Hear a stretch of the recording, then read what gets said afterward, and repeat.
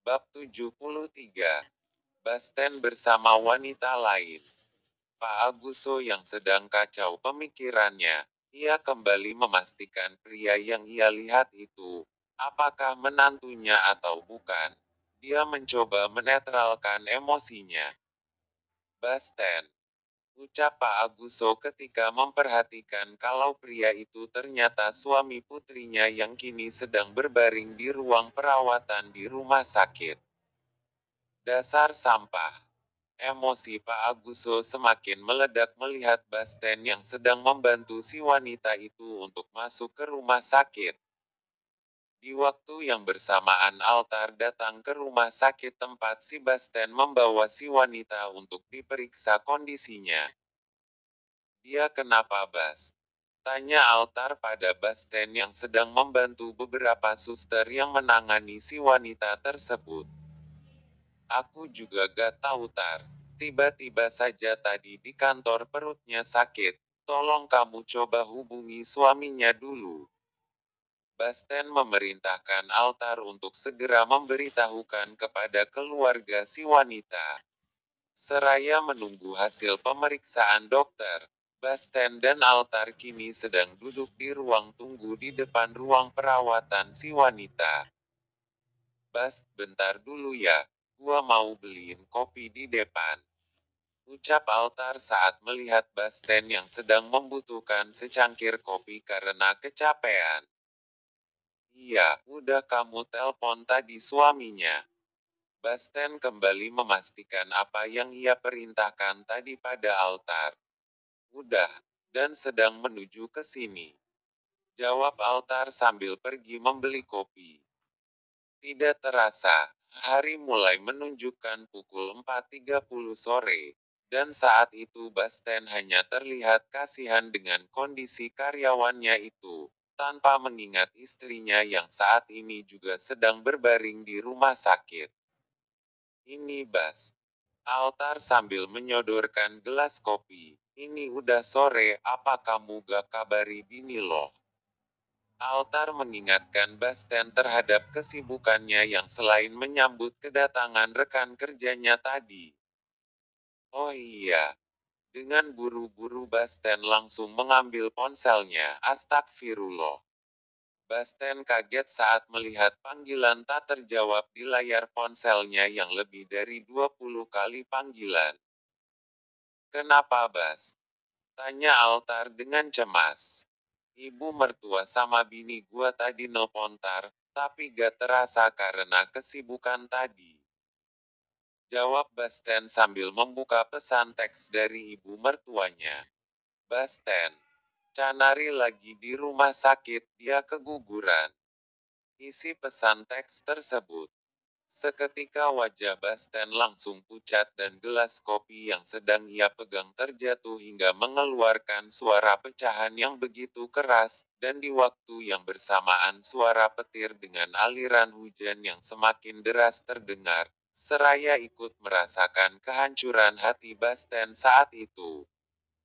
Kamu kenapa Bas? Apa yang terjadi?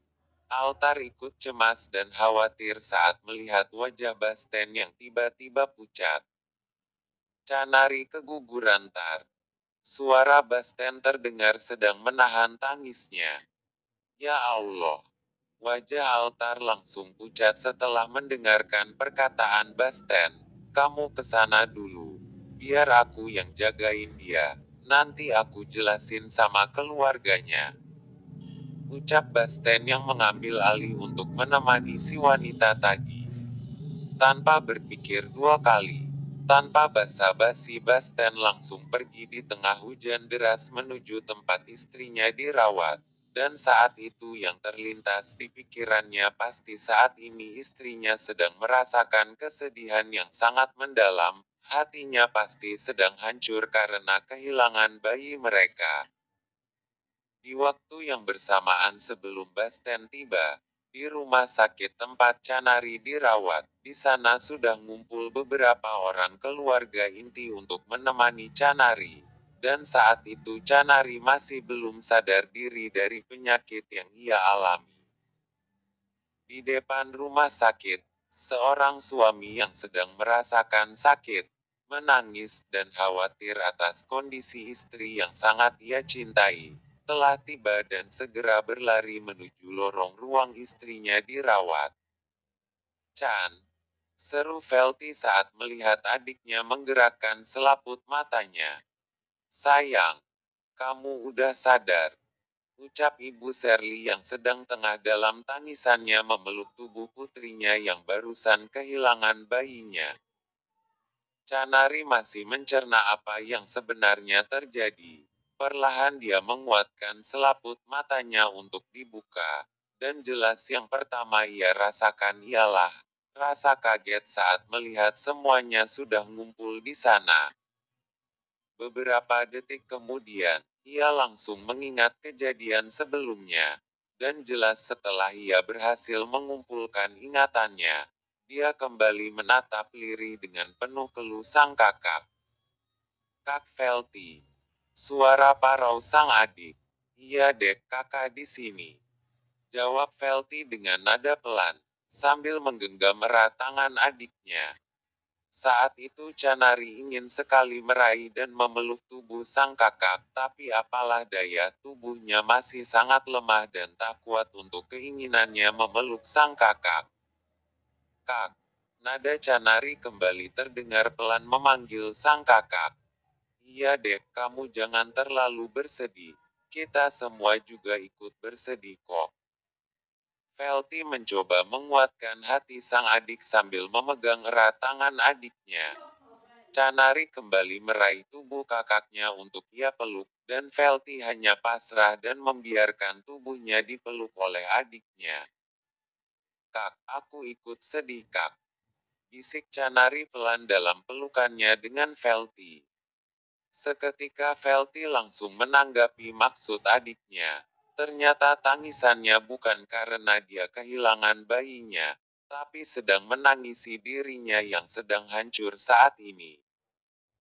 Dan saat itu juga, Velty langsung menangis karena pada kenyataannya dirinya lah yang lebih rapuh dengan kejadian yang sedang melanda dirinya dengan Aldo.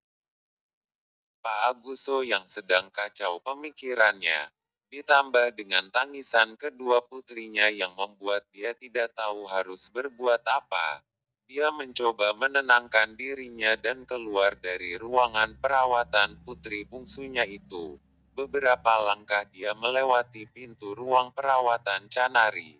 Di waktu yang bersamaan Basten tiba dan langsung menyambar ayah mertuanya dengan pertanyaan yang sangat cemas. "Bagaimana keadaan Canaria?" tanya Basten terengah-engah di tengah kesedihannya. Tanpa basa-basi, "Bu." Pak Aguso langsung menyambut Basten dengan sebuah tonjokan tepat di bagian rahang Basten.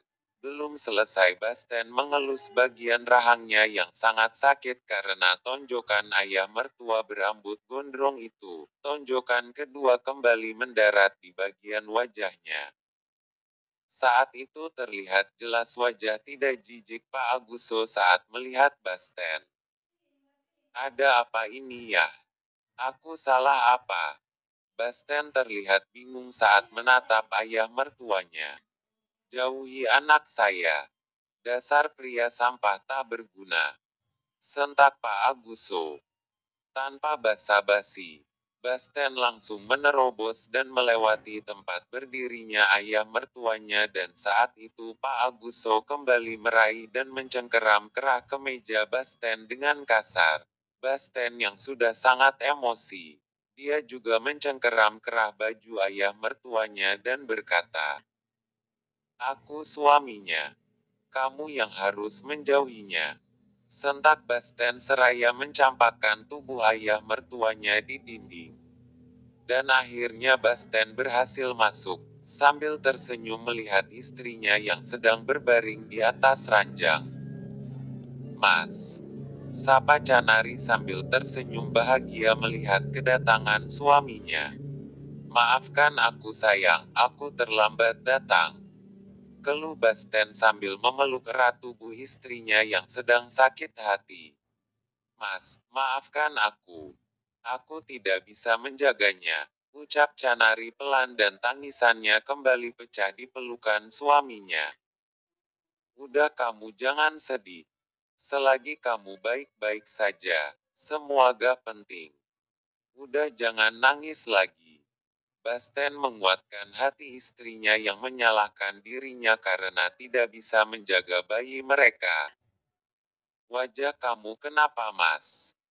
Pertanyaan Canari yang baru memerhatikan bekas tonjokan di wajah suaminya. Dan sebenarnya sedari tadi hal itu ditanyakan oleh ibu mertua dan yang lainnya. Cuma karena mereka melihat kecemasan di wajah Basten, mereka mengerti dan tak menanyakan hal itu dulu padanya. Tidak apa-apa sayang, cuma kesalahpahaman tadi. Jawab Basten seraya membersihkan aliran darah di sudut bibirnya. Hari semakin petang, dan langit masih gelap, dengan iringan rintihan hujan yang begitu deras. Tidak lama setelah itu, Pak Aguso kembali masuk ke ruangan inap Canari. Ibu Shirley langsung memperhatikan wajah suaminya yang sangat garang melihat Basten dan bagian punggung tangan suaminya yang masih ada bekas darah. Ayah, ayah memukul Basten. Kenapa ya? Tanya Ibu Shirley dengan terkejut. Jangan sebut nama pria sampah itu lagi. Sentak Pak Aguso penuh amarah.